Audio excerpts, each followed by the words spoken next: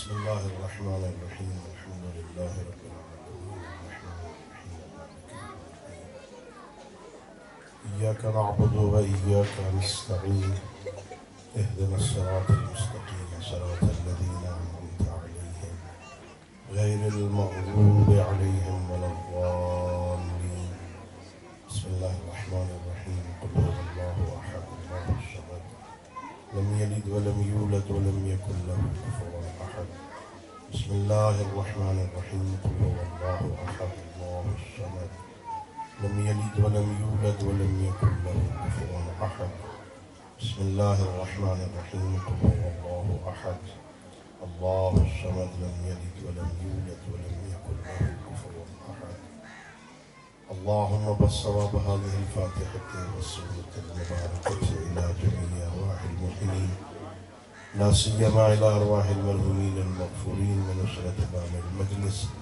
بحق أئمة المعصومين عليهم الصلاة والسلام اللهم صل على محمد وآل محمد وعجل فرجهم ملك وعواز بلند صلوات اللهم صل على محمد وآل محمد ما شاء الله لا حول ولا قوة إلا بالله العلي العظيم أعوذ بالله من الشيطان الرجيم بسم الله الرحمن الرحيم الحمد لله رب العالمين بارئ الخلائق أجمعين والصلاة والسلام والتحية والإكرام على النبي المؤيد والرسول المسدد المصطفى الأمجد المحمود الأحمد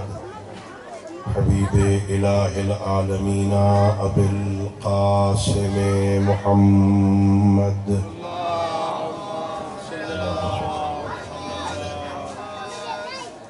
وعلى أهل بيته الطيبين الطاهرين المعصومين الغر الميامين الذين قال الله تعالى في شأنهم إنما يريد الله ليذهب عنكم الرجس أهل البيت ويطهركم تطهيرا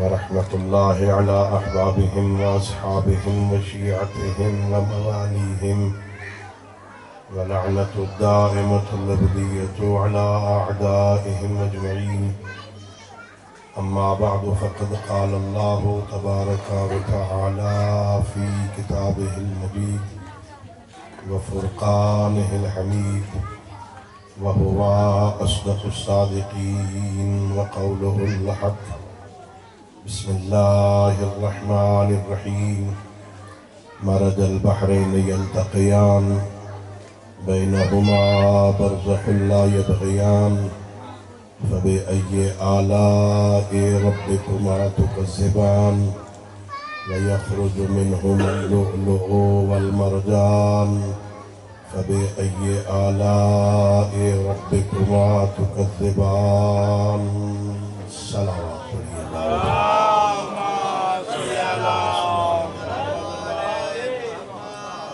اللہ رب العزت بحق محمد و آل محمد علیہ السلام ہم سب کی اس عبادت کو اپنی بارگاہ میں قبول فرمائے خالق کائنات بحق محمد و آل محمد علیہ السلام اس مجلس کو اس ذکر کو اس موعظہ کو اس عزاداری کو ہماری ہم سب کے مرحومین تمام شہداء ملت اور بالاخص اس مجلس کا اہتمام کرنے والے مومنین کے مرحومین کی بخشش کا ذریعہ قرار دے خالق کائنات ہم سب کو اپنے معصوم ہادیوں کی سیرت طیبہ کو سمجھنے اور اس پر عمل کرنے کی توفیق عطا فرمائے اپنی ان دعاؤں اور اس عظیم عبادت کی قبولیت کے لیے بآواز بلند صلوات اللہم صلی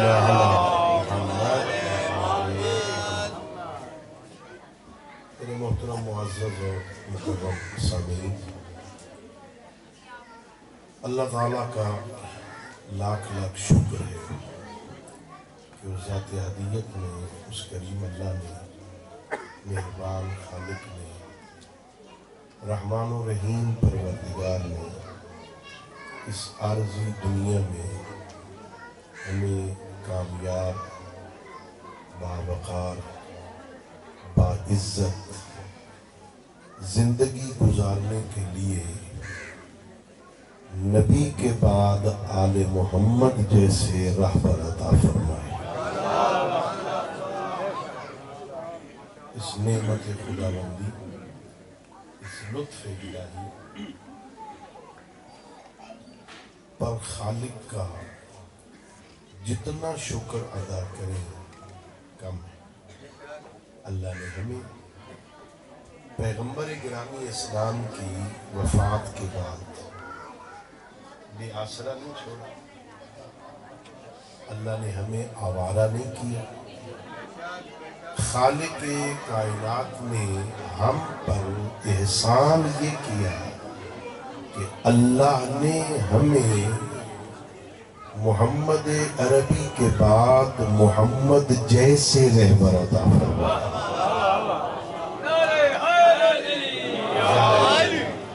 بات سمجھ آ رہی ہے عزیزوں؟ اللہ نے ہم پہ کرم کیا، اللہ نے ہم پہ لطف کیا، اس خالق نے مہربانی کی، ہمیں وہ عظیم رہبر عطا فرمائے جو نبوت اور خصوصیات نبوت کے علاوہ جتنے کمالات اللہ نے اپنے نبی کو عطا کیے تھے، وہ سارے کمالات اللہ نے ہمارے علی سے لے کے مہدی تک کو عطا کیے تھے۔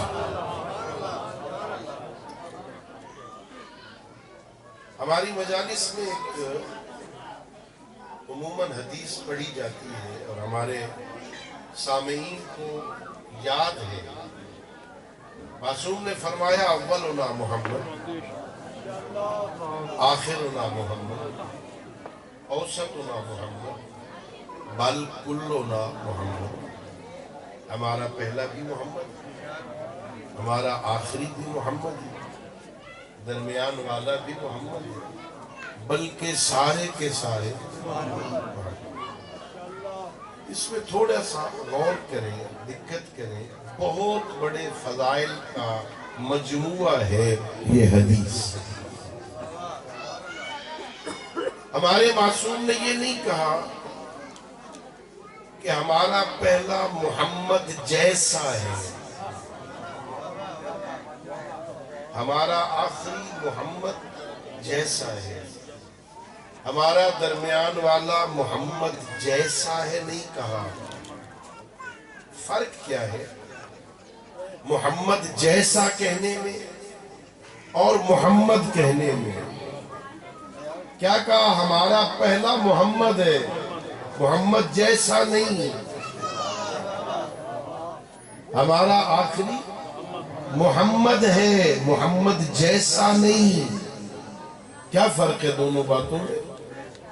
دونوں باتوں میں فرق یہ ہے، جب ہم کسی ایک کو دوسرے کے ساتھ مشابہت کرتے ہیں، یہ اس جیسا ہے، تو وہ کسی ایک صفت میں شریک ہوتا ہے۔ مشکل بات میں شاید سمجھا سکوں۔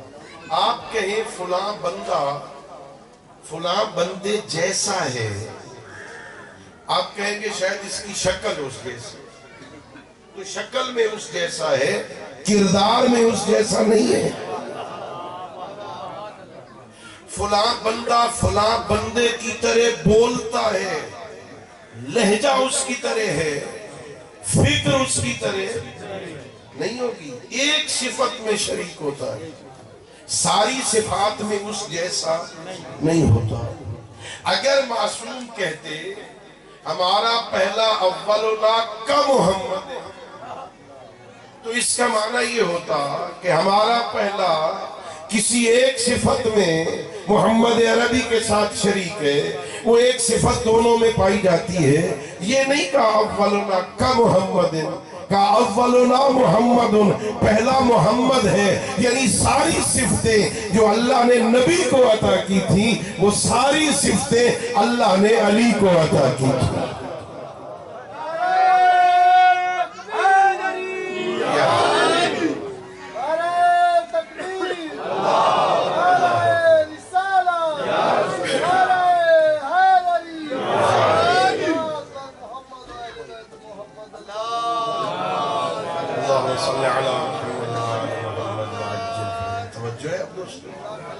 اللہ نے ہم پر احسان کیا. اللہ رب العزت نے ہمیں بہت بڑی نعمت سے نوازا. آل محمد کی محبت، آل محمد کا پیشوا ہونا، یہ بہت بڑی نعمت ہے. کسی بندے کو علی جیسا امام مل جائے. اب اگر آنے جانے والوں کو دیکھیں گے اور پنکھے والوں کو دیکھیں گے تو میں تو بات نہیں کر سکوں گا. آپ توجہ فرمائیں. اسے میری طرف نہیں کرنا بھائی، ادھر مومنین کی طرف.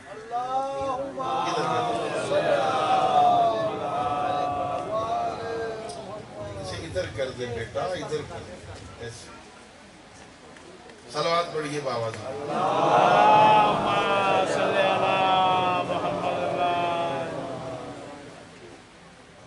اب اس کا کام ختم ہو گیا. اب میری اللہ نے ہم پہ کرم کیا. اللہ نے ہمیں آل محمد جیسے رہبر عطا کیا. بتائیے آل محمد ہے کیا؟ نہج البلاغہ امیر المومنین فرماتے ہیں عربوں میں خطبہ دیتے ہوئے، اینا یطاہو بکم وکیف یعمہون، کیوں دھکے کھا رہے ہو، کیوں اندھے بنے پھرتے ہو، وفیکم عطرت نبیکم، حالانکہ تمہارے درمیان تمہارے نبی کی عطرت موجود ہے. عطرت پیغمبر کے ہوتے ہوئے، آل محمد کے ہوتے ہوئے کیوں دھکے کھا رہے ہو، کیوں اندھے بنے پھرتے ہو؟ یہ کون ہے عطرت پیغمبر؟ آپ مولا متقیان نے کہا ہم عظمت الحق، یہ عطرت پیغمبر حق کی مہاریں ہیں. حق کی مہاریں. شاید لاہور میں مجلس پڑھتے ہوئے مجھے ذرا مشکل ہو سمجھانا کہ یہ مہار کیا ہوتی ہے. جنگ میں تو کوئی مشکل نہیں ہے نا. مہار کیا ہوتی ہے؟ جتنا بڑا وحشی اونٹ ہو اس کے ناک میں نکیل ڈال دو، وہ جو ناک میں نکیل ڈالتے ہیں اسے مہار کہتے ہیں. پھر اس مہار کا کمال یہ ہے، یہ جدھر جدھر مہار جاتی ہے ادھر ادھر اونٹ جاتا ہے. عرب چونکہ جانتے تھے اونٹ کیا ہوتا ہے، عرب جانتے تھے مہار کیا ہوتی ہے، وہ جانتے تھے مہار کی اہمیت کیا ہے. اس عرب کے مجمع میں علی حیدر کرار نے کہا عطرت پیغمبر حق کی مہاریں ہیں. یعنی سمجھ جاؤ جدھر جدھر عطرت جائے گی ادھر ادھر حق جائے.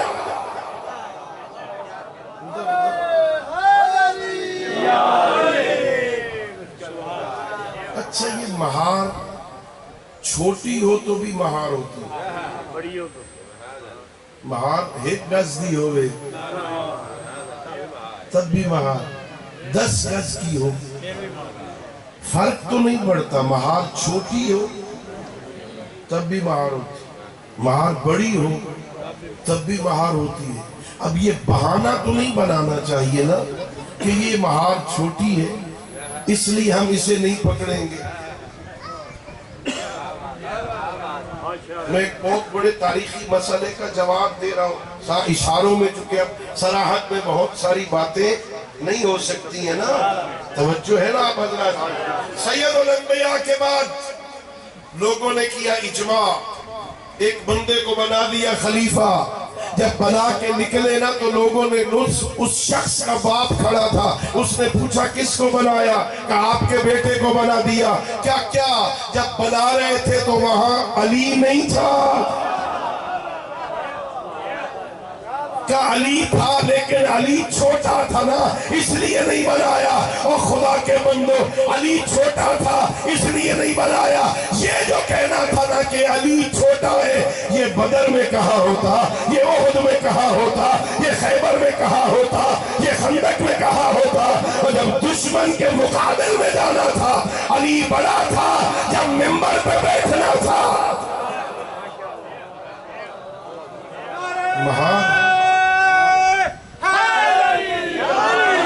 مہار چھوٹی ہو تو بھی مہار ہوتی ہے، مہار بڑی ہو تب بھی مہار ہوتی ہے۔ اور یہ حق کی مہاریں ہیں فطرت پیغمبر، جدھر جدھر یہ جائیں ادھر ادھر۔ اور یہ امیر المومنین نے فرمایا عظمت الحق، اور اسی کو پیغمبر نے بھی فرمایا تھا الفاظ بدل کے۔ پیغمبر نے فرمایا تھا الحق مع علی وعلی مع الحق، حق علی کے ساتھ، علی حق کے ساتھ۔ اگر بات یہیں پہ ختم ہو جاتی، پیغمبر کہتے علی حق کے ساتھ ہے، حق علی کے ساتھ ہے، علی کی عظمتوں کا پتہ نہ چلتا۔ کیا خیال ہے آپ کا؟ سارے نبی حق کے ساتھ نہیں؟ بولو، سارے ولی، سارے رسول، سارے متقی، سارے مومن، سارے اولیاء حق کے ساتھ ہیں یا نہیں؟ سارے حق کے ساتھ ہیں، علی بھی حق کے ساتھ ہے۔ پھر عظمت کیا ہوئی؟ عظمت اس جملے میں نہیں ہے، عظمت اس سے اگلے جملے میں ہے۔ جب پیغمبر نے کہا الحق مع علی وعلی مع الحق، پھر ہاتھ اٹھا کے کہا اللہم ادر الحق حیث ما دار علی، میرا اللہ حق کو ادھر پھیر دے جدھر علی پھیر دے۔ اللہ نے کیا عظمت ہے اہل بیت۔ اللہ رب العزت نے ہمیں وہ ہستیاں عطا فرمائی جو حق کا معیار ہے، حق کی شناخت کا معیار ہے۔ اگر حق تلاش کرنا ہو نا تو اب حق نہ ڈھونڈو، فطرت پیغمبر کو ڈھونڈو۔ بھئی دیکھو نا، فرق ہے، فرق ہے۔ ہمیں حکم ہے حق کے پیچھے چلو، ہے نا، حق کے پیچھے چلو۔ ہمیں حکم ہے حق کے پیچھے چلو، اور حق کو حکم ہے اطرت کے پیچھے چلو۔ ہم حق کے محتاج ہیں، حق کو پہچانو، تعریف الحق کا، حق کو پہچان، حق کے پیچھے چل، حق کو تلاش کر۔ ہمیں حکم ہے حق کو ڈھونڈو، حق کے پیچھے چلو، اور حق کو حکم ہے ادھر جاؤ جدھر علی جائے۔ اللہ نے ہم پر یہ نعرہ تکبیر، اللہ اکبر، نعرہ رسالت، یا رسول اللہ، نعرہ حیدری، یا علی، تم مانگے پیار علی مولا دا، گل یاد رکھیو مستا۔ تم مانگے پیار علی مولا دا، گل یاد رکھیو مستا۔ ادنا قیمت سولی ہے، یہ پیار نہیں اتنا سستا۔ حق بولنا پوندے ہر جہتے، حق بولنا پوندے ہر جہتے، تلوار ہوئے یا تختہ، ای سچا عشق تا نہ چھوڑی، میسام کی مار درستا۔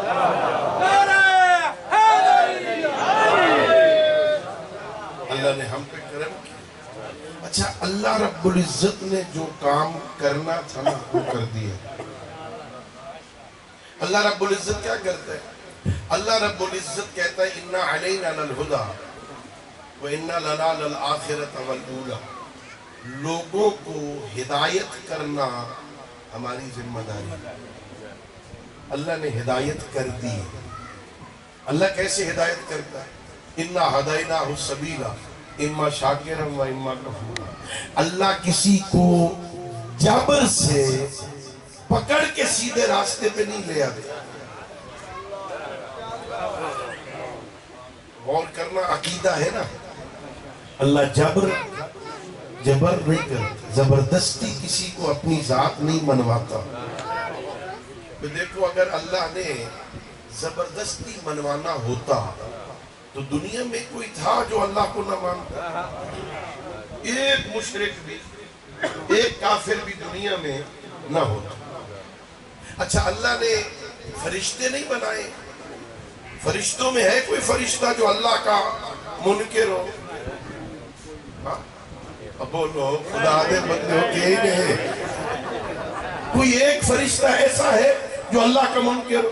نہیں ہے، معصوم ہے، وہ سارے مطیع ہیں، سارے فرما بردار ہیں۔ جو ذکر میں بیٹھا ہے وہ ذکر کر رہا ہے، جو رکوع میں ہے وہ رکوع میں ہے، جو سجدے میں ہے وہ سجدے میں ہے۔ جس حالت میں اللہ نے رکھا ہے وہیں پڑے ہوئے، جو اپنی پیدائش سے لے کے آج تک سجدے میں ہے نا، اس کے دل میں کبھی خیال ہی نہیں آیا کہ میں سجدے سے سر اٹھا کے دیکھوں تو صحیح دنیا میں ہے کیا۔ سجدے والا سجدے میں، رکوع والا رکوع میں، ذکر والا ذکر میں، اپنے کاموں میں لگے ہوئے، کوئی بھی اللہ کی نافرمانی نہیں۔ اگر اللہ چاہتا تو سارے بندوں کو ایسے ہی بنا دیتا، بنا سکتا تھا؟ اب پیٹ لگاتا ہی نہ، سارا مرنا تھا اسے نہ نہیں تھا۔ بندے کو نہ بھوک لگتی نہ پیاس لگتی، یہ ساری مصیبتیں ہی ختم ہو جاتی۔ اللہ کر سکتا تھا، اللہ نے ایسا، اللہ جبر نہیں کرتا۔ اللہ کیا کرتا ہے؟ اللہ ہدایت کرنا، اِنَّا هَدَيْنَاهُ السَّبِيلَ، لوگوں یہ ہے سیدھا راستہ، یہ راستہ دکھانا اللہ کا کام ہے۔ اما شاکرن و اما کفورا، یہ بندے کی مرضی ہے، پھر اس راستے پہ چلے یا اس راستے پہ نہ چلے۔ اللہ نے اپنا کام کر دیا ہے، اللہ نے مہربانی کر دی ہے، اللہ نے اپنا کام کر دیا، اپنے ذمے کا کام کر دیا۔ جو اللہ کی ڈیوٹی تھی نا، اللہ پر ذمہ داری تھی نا، وہ پوری کر دی۔ اللہ نے ہمیں سیدھا راستہ، مذہب تشیع والا، صراط مستقیم والا راستہ، ہمیں راستہ بھی دکھا دیا، اور اس راستے پر چلنے کے لیے علی سے لے کے مہدی تک معصوم رہنما بھی دے دیے۔ اللہ نے اپنا کام کر دیا ہے، اللہ نے رہبر بھی دے دی، اللہ نے راستہ بھی دکھا دیا۔ اب ہماری ذمہ داری ہے ہم نے اس راستے پہ چلنا کیسے۔ راستے پہ یہ ہماری ذمہ داری، یہ اللہ جبر نہیں کرے گا، پکڑ کے تمہیں اس راستے پہ نہیں رکھے، جہاں تیرا جی چاہے راستے سے اتر جا، دوسرے راستے پہ چلا جا، اختیار ہے نا، جبر نہیں کرتا۔ ہاں لیکن ہے وہ اتنا محکم نظام ہے اس اللہ کا، تو جدھر دیکھتا ہے نا اس کی فلم بھی بن رہی ہے، اور فلم بنانے والے بھی معصوم بٹھائے ہیں جو غلطی نہیں کرتے، جو تیرے چکروں میں نہیں آتے، انہیں دھوکہ نہیں دے سکتے۔ یہ جو اللہ نے بٹھائے ہیں نا یہاں، یہ بندوں کی نیتوں سے بھی واقف ہے۔ جو فرشتے بیٹھے نا، یہ بندوں کی نیتوں سے بھی واقف ہوتے ہیں۔ اچھا دیکھو، ایک بندہ ریاکاری کر رہا ہو، دکھلاوا کر رہا ہو، یہ دکھلاوا کر رہا ہے، یہ نیت میں ہے یا بول رہا ہے؟ یہ جو ریاکاری کر رہا ہے، یہ نیکیاں والا لکھے گا یا گناہ والا لکھے گا؟ اس کو کیسے پتہ چل گیا یہ ریاکاری کر رہا ہے؟ اس کا مطلب ہے اللہ نے، صلوات پڑھ لیجئے بابا،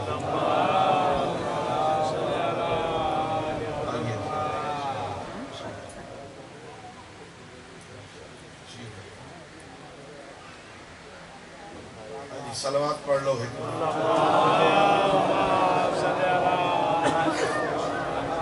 توجہ ہے آپ دوستوں، اللہ رب العزت نے جو فلم بنانے والے، لکھنے والے یہاں بٹھائے ہیں نا، وہ ہماری نیتوں سے بھی واقف ہے، ہم انہیں دھوکہ نہیں دے سکتے، ہم انہیں دھوکے میں مبتلا نہیں کر سکتے۔ یہ سب کچھ لکھا جا رہا ہے، اتنی باریک باتیں لکھی جا رہی ہیں۔ اللہ قرآن میں کہتا ہے جب قیامت کے دن بندے کے سامنے نامہ اعمال آئے گا نا، قرآن میں اللہ کہہ رہا ہے یہ اپنا نامہ اعمال دیکھ کے کہے گا مال حاضر کتاب لا یغادر صغیرۃ ولا کبیرہ۔ یہ کیسا نامہ عمل ہے جس نے نہ کوئی چھوٹی بات چھوڑی، سب کچھ لکھا ہوا، سب کچھ۔ اور جڑا حال میں ہندیا نال علیہ تو بننا نال واہ چھوڑیا، وہ بھی لکھا ہوا ہے، وہ بھی لکھا ہوا ہے نا، وہ بھی لکھا ہوا ہے۔ اگر ایک مربے سے پیٹ نہیں بھرتا تو ایک بننے سے پیٹ بھر جائے، نہیں بھرے گا۔ تو پھر وہاں تک رہے جہاں تک تیری حد ہے، اپنی حد سے آگے تیرا کام ہے بندگی کرنا۔ تو بندہ ہے، بندہ بن کے رہنا،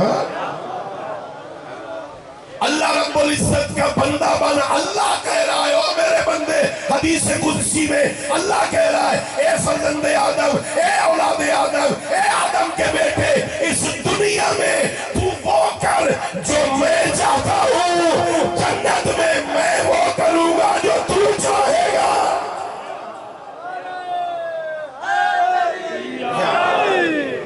دنیا میں اچھا، یہ دنیا میں کتنا رہنے کا پروگرام؟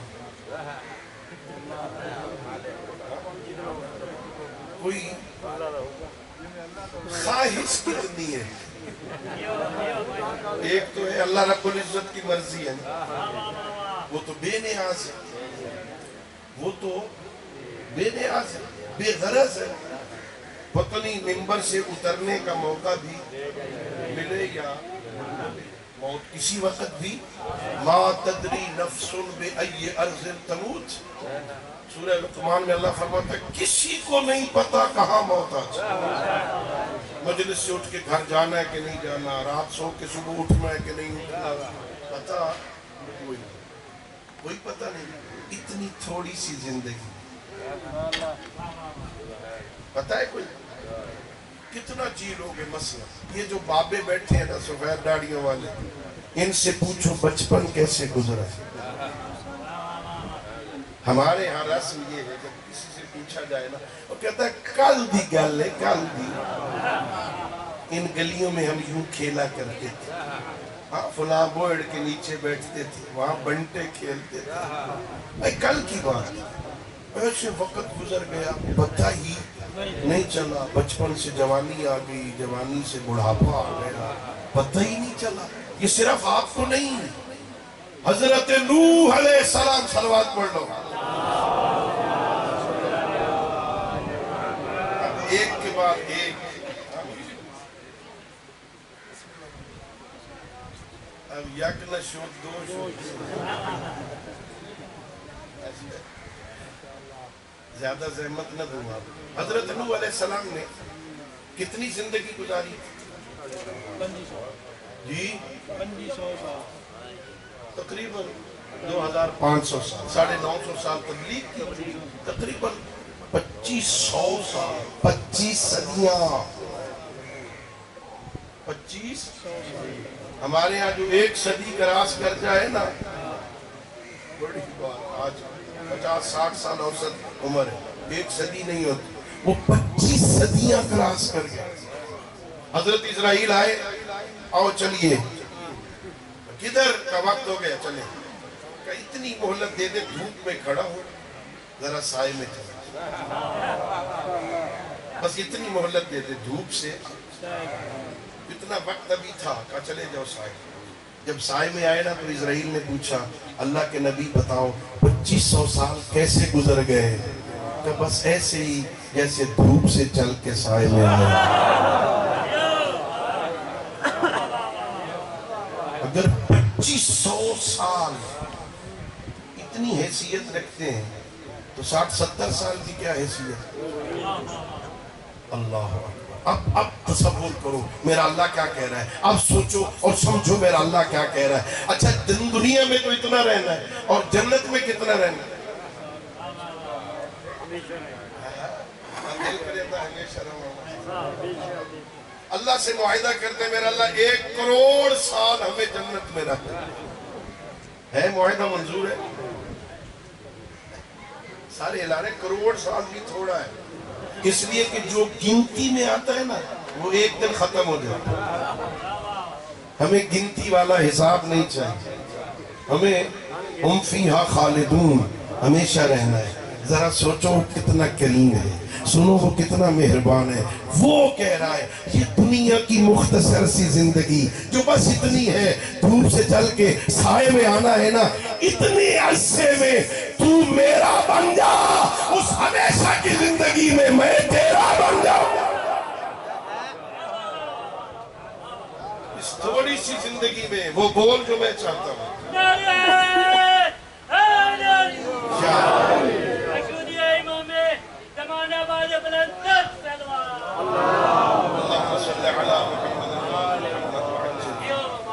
یہاں بندے رہنے کے لیے نہیں آئے،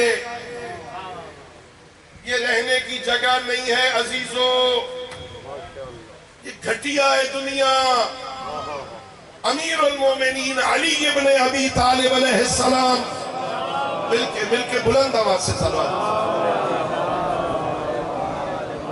میرے مولا فرماتے ہیں نہج البلاغہ میں شریف رضی نے نقل کیا، میرے مولا فرماتے ہیں لوگو اپنے دلوں سے دنیا کو نکال لو اس سے پہلے کہ تمہارے بدن دنیا سے اٹھا لیے. اخرج الدنیا من قلوبکم من قبل ان تخرج ابدانکم من الدنیا. تمہارے بدن دنیا سے اٹھیں اس سے پہلے اپنے اندر سے دنیا نکال. اچھا دنیا نکال دو کیا مطلب ہے؟ گھر نہ بناؤ، دنیا کا مطلب ہے علمائیاں نہ کریے. دنیا کا کیا مطلب ہے؟ دکانداری چھوڑ دیں، کاروبار چھوڑ دیں. کیا مطلب ہے دنیا سے؟ دنیا کو دل سے نکال دیں. کیا مطلب ہے؟ میرے معصوم فرمانے دنیا کو ترک کرنا یہ اسلام کا سبق نہیں. لا رہبانیت فی الاسلام، یہ عیسائی مذہب ہے، ان میں راہب ہوتے ہیں جو تارک و دنیا ہوتے ہیں. اسلام میں رہبانیت کا کوئی تصور نہیں ہے. دنیا کی نعمتیں اللہ نے تمہارے لیے پیدا کی ہیں، نعمتوں سے استفادہ کرو، دنیا سے فائدہ اٹھاؤ. معصوم یہ کہہ رہے فائدہ اٹھا، دنیا کو اپنے سر پہ سوار نہ کر. دنیا کو سر پہ سوار نہ کر لے، استفادہ کر، جتنی ضرورت ہے لے. ضرورت سے زیادہ چکروں میں نہ پڑ، ورنہ دنیا اور آخرت ایک دوسرے کے مقابلے میں. دنیا اور آخرت ایک دوسرے کے، جس کے قریب ہوگا نا دوسرے سے دور ہوتا ہے. دنیا کے قریب ہوگا تو آخرت سے دور، آخرت سے دور ہوگا تو آخرت کے قریب ہوگا تو دنیا سے. اچھا سنو میرا اللہ کتنا قریب ہے.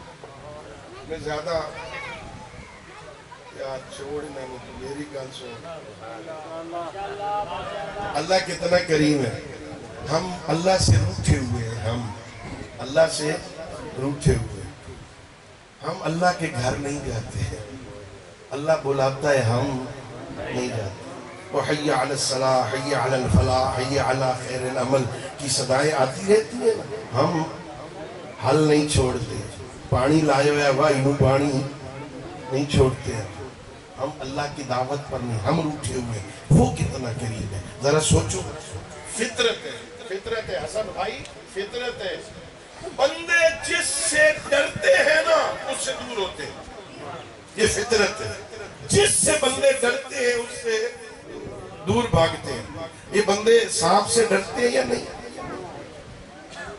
یار پتہ نہیں کئی مصیبت ہو کہ میں فلسفہ بیٹھا پڑتا ہوں. بندے سانپ سے ڈرتے ہیں یا نہیں؟ راستے میں سانپ ہو تو بندے پیچھے ہٹتے یا آگے بڑھتے؟ پتہ چل جائے راستے میں دہشت گرد بیٹھے، راستہ چینج کرو گے یا ادھر ہی جاؤ گے؟ چینج کر جاؤ گے نا، یہ فطرت ہے نا، یہ دیوار گر رہی ہو تو میں پیچھے ہٹوں گا یا آگے بڑھوں گا؟ پیچھے ہٹوں گا نا، جہاں سے خطرہ ہو، جہاں سے ڈر لگے. جو بندہ جس سے ڈرتا ہے نا اس سے دور بھاگتا ہے، اس سے پیچھے ہٹتا ہے. یہ میرے اللہ کا کرم ہے. دنیا میں جو بندہ جس سے ڈرتا ہے اس سے دور بھاگتا ہے، اور جو اللہ سے ڈر جائے وہ اس کے قریب ہو جاتا ہے. جو اللہ سے ڈر جائے نا پھر وہ اللہ کے پھر اپنا گھر چھوڑ کے اس کے گھر چلا جاتا ہے. اس کے گھر بیٹھ کے کہتا ہے میرا اللہ جوانی مستانی تھی، پتہ نہیں چلا، دوست اچھے نہیں ملے تھے، غلط راستے پہ چلا گیا ہوں. میرا اللہ اب دیکھنا بوڑھا ہو گیا ہوں، آیا تو تیرے گھر ہوں نا. سنو حدیث قدسی، اب بندہ بڑھا ہو ونجے نا تو ہاتھ کم دیں، ہاتھوں میں راشا ہے، آنکھیں کمزور ہو جاتی، کان بھاری سنگین ہو جاتی. اسی قسم کا ایک بوڑھا، ہاتھ کانپ رہے ہیں، آنکھیں کمزور ہیں، دیواروں کا سہارا لیتا ہوا مسجد آ گیا. اللہ سے کہتا ہے میرا اللہ پتہ نہیں چلا تھا، اب سمجھ آئی، مالک تو ہی ہے، غلطیاں کر بیٹھا ہوں. میرا اللہ تو کریم ہے نا، مجھے معاف کر. حدیث قدسی نہ ہوتی میں نہ پڑھتا. حدیث قدسی میں خالق کیا جواب دیتا ہے؟ او میرے بندے تو نے آنے میں دیر کی ہے، میں تو کب سے تیرا انتظار کر رہا. تو 80 سال کے بعد آیا ہے، تو 90 سال کے بعد آیا ہے، تو دیر سے آیا ہے، میں تو کب سے تیرا انتظار کر رہا ہے. کتنا کریم ہے، اپنے گستاخ کی واپسی کا بھی انتظار کرتا. آجا میرے بندے. کتنا کریم. ہمارا کوئی نافرمان ہو نا، بیٹا بھی نافرمان، لہجے میں سختی آ جاتی. بیٹا گستاخ کو بلائیں گے نا لہجے میں، دو بیٹے ہوں، ایک لائق ہو ایک نافرمان ہو، دونوں کے ایک لہجے سے بلاتے ہیں. گستاخ کو نافرمان کو بلانے کا لہجہ اور جو فرما بردار ہے، نیک ہے، اچھا ہے، اس کو بلانے کا لہجہ. میرا اللہ کتنا کریم ہے، میرا اللہ کتنا مہربان ہے. وہ اپنے نافرمان کو بھی بلا کے کہتا ہے او میرے بندے، او میرے بندے، او میرے بندے، بتا تو صحیح تجھے کس نے مجھ سے متکبر کر دیا ہے؟ کیوں روٹھا ہوا ہے مجھ سے؟ کیوں مجھ سے باتیں نہیں کرتا؟ اچھا اللہ رب العزت کو کوئی ہماری نمازوں کی ضرورت بلے آئے ہوں. میں مجلس ختم کرنے والا ہوں، مسائل بھی میرے بعد عزیز پڑھیں گے. میں صرف ایک جملہ پڑھ لوں گا تاکہ نام ہو جائے میرا بھی ان کے مسائل خانوں میں. عزیز پڑھیں گے. سنو اللہ رب العزت کتنا کریم ہے، کتنا مہربان ہے. میرا اللہ اپنے گستاخوں کو بھی دعوت دے کے بلاتا ہے، آ جاؤ ادھر آؤ، آ جاؤ. اللہ ہمارے سجدوں کا محتاج. ہم نماز پڑھیں تو اللہ ہے، نہ پڑھیں تو. اب ماہ رمضان میں روزے رکھیں تو اللہ ہے، اور نہ رکھیں تو رکھیں دے ہو نا.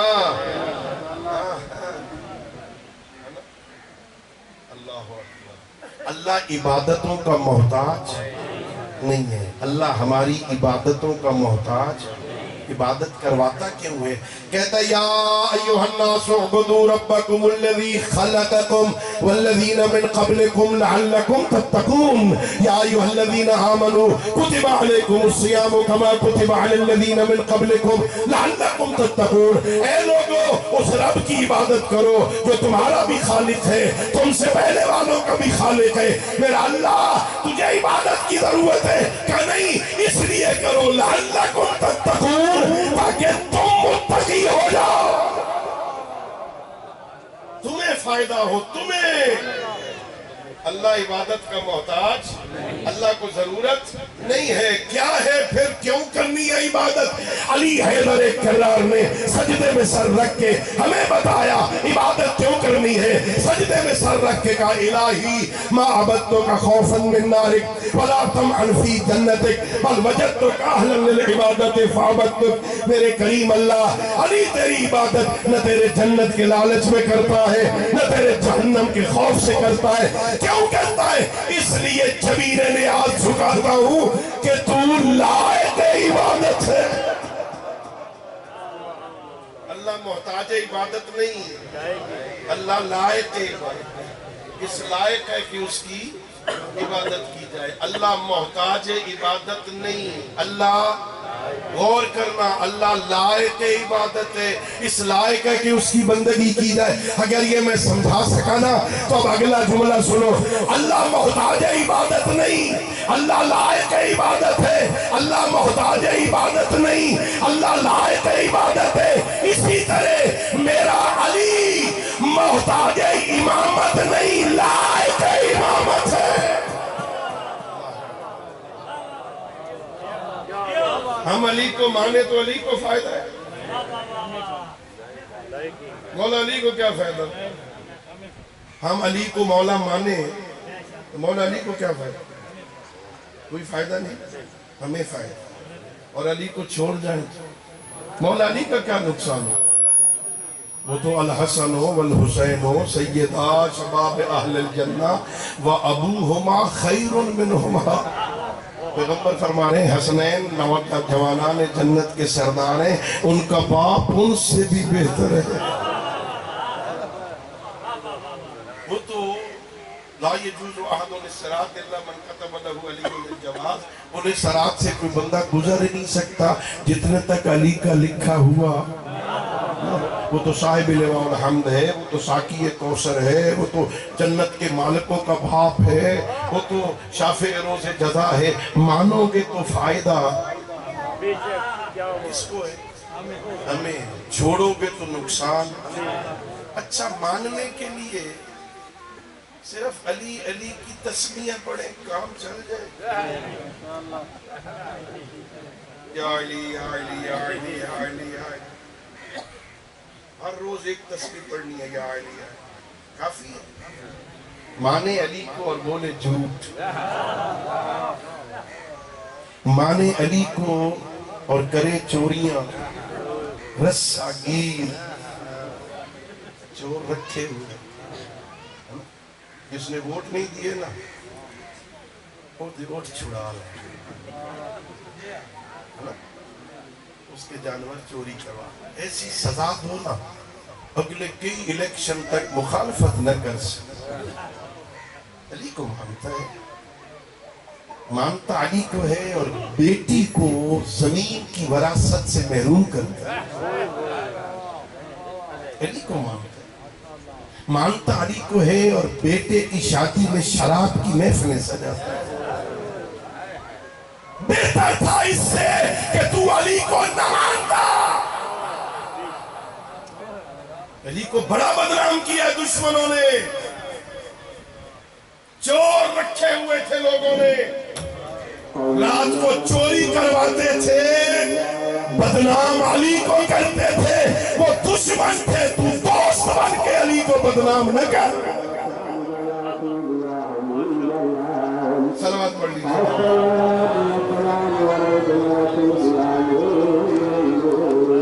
اللہ رب العزت بحق